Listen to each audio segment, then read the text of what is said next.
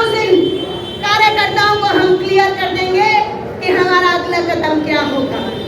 और निसंदेह जो मेरे बेटे ने कहा, एक और चीज मैं आपको बताना चाहती हूँ।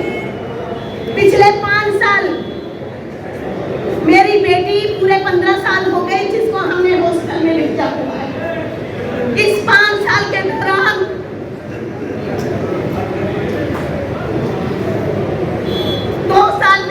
केवल 10 दिन उसको हरियाणा बुलाया है, सोनीपत बुलाया है कि बेटा हमारे पास समय नहीं है।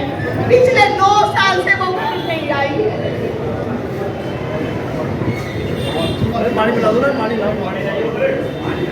अभी इस साल भी जब उसे छुट्टियां मिली तो उसने पूछा मम्मी मुझे कब आना है, तो मैंने उसको यही कहा बेटा चुनाव के बाद, क्योंकि हमारे पास समय नहीं है, दिवाली के बाद आराम से आना, तब हम घूम कर जाएंगे और तेरा जन्मदिन भी इस बार हम घर पर मनाएंगे।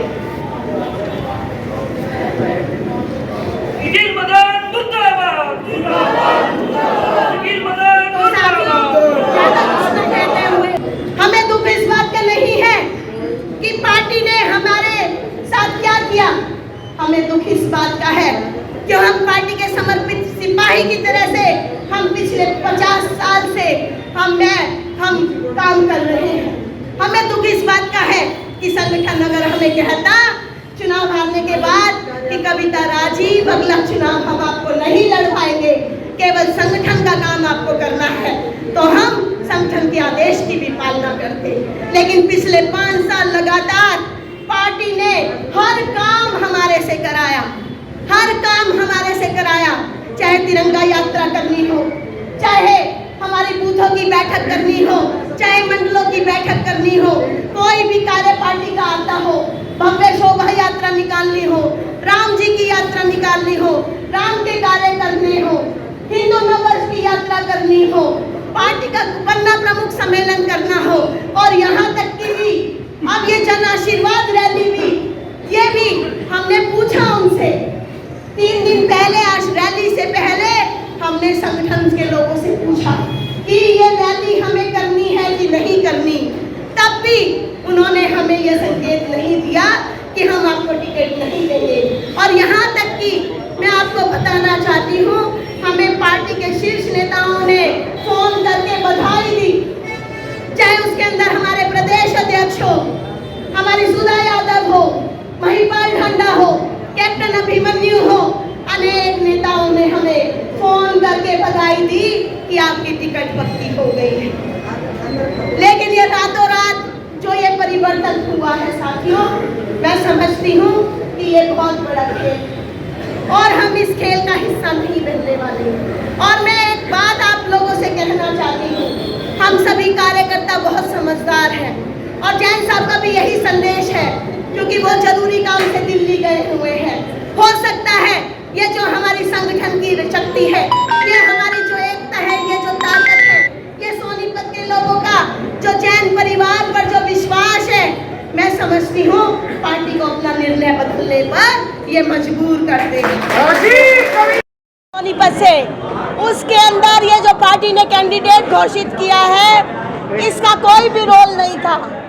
उसने पार्टी की जीत के बाद पार्टी ज्वाइन करने का काम किया है और हमें समझ नहीं आता पार्टी को इसकी जरूरत क्या थी।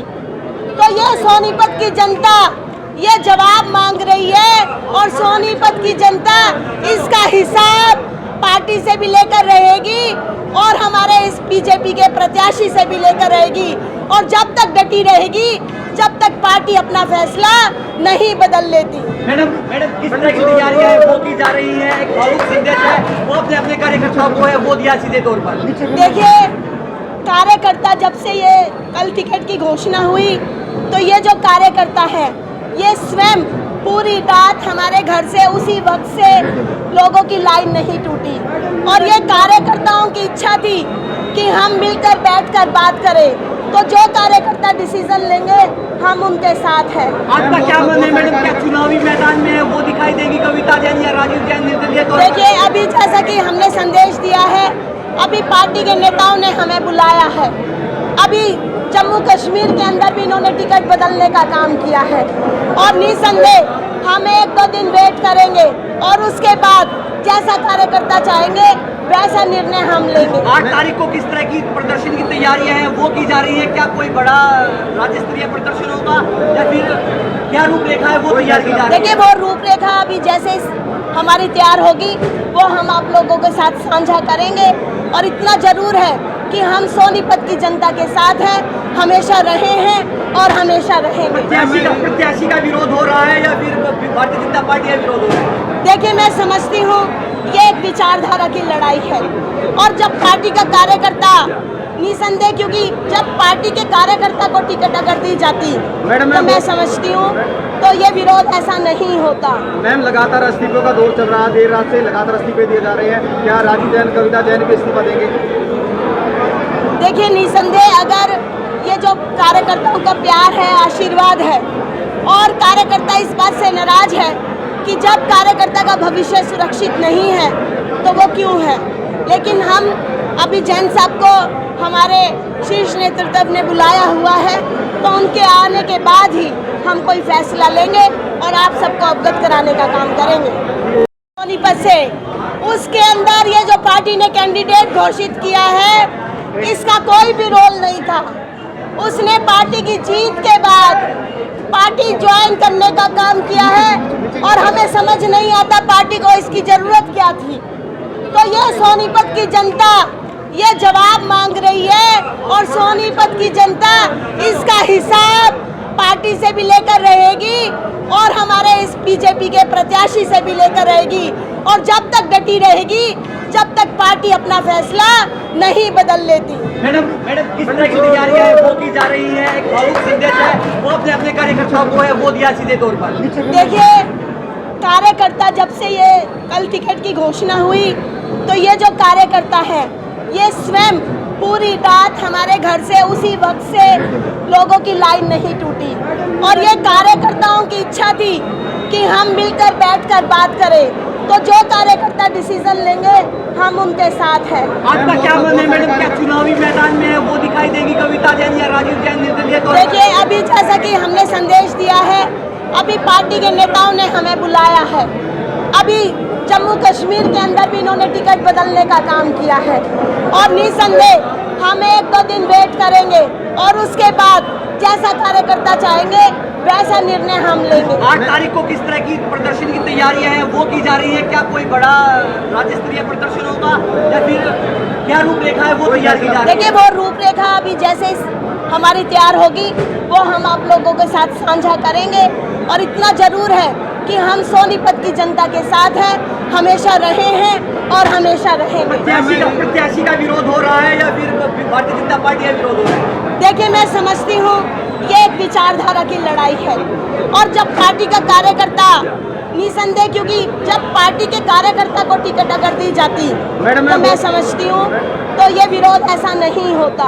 मैम, लगातार इस्तीफों का दौर चल रहा है, देर रात से लगातार इस्तीफे दिए जा रहे हैं, क्या राजीव जैन, कविता जैन भी इस्तीफा देंगे?